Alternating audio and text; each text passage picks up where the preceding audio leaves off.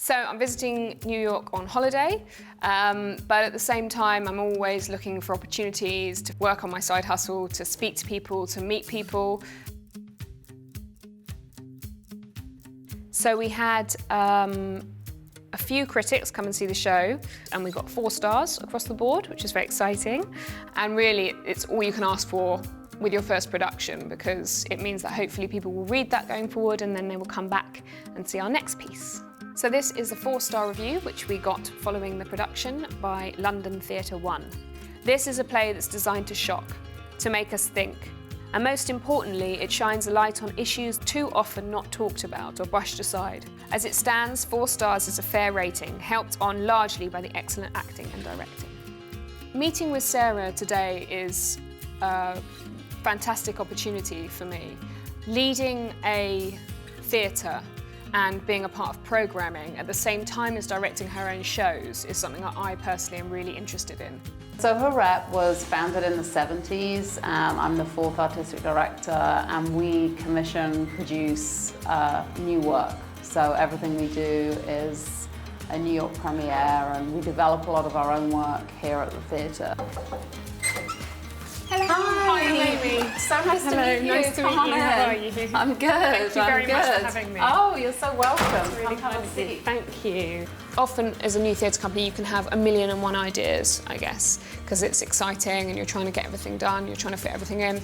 Any advice that you might have about how to hone down those ideas? Yeah, I think we've definitely made the choice at Soho Rep to do fewer things and do them as well as we possibly can, rather than spreading our energies thinner. I think it's just about really identifying what you're most inspired by and most excited about, and what feels most aligned with your mission and what you want to put out in the world, and putting all your energy into those things. Right. And you probably get asked this a lot, because people like asking women that are bosses this question a lot. What's the impact of being in an artistic director position and being female, if there is any?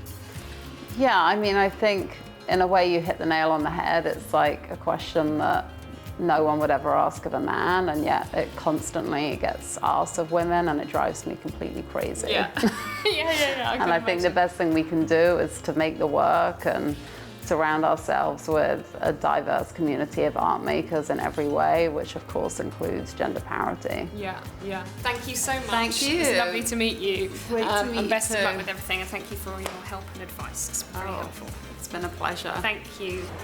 One of the things which Sarah said, which I will definitely be taking home to my work with Doll's Eye Theatre, is the importance of honing in on specific projects and not allowing yourself to get distracted by lots of different ideas, but actually to focus on the projects which you're really passionate about, that you really feel you're going to be giving something back to audiences. The thing I would say to anyone that's thinking of starting their own side project or side hustle is to just start talking about it, telling people you're doing it, and then you have to do it. If people think you're doing it, then you're forced to do it, and you will hopefully get as much joy and love of life out of it as I do with Doll's Eye Theatre.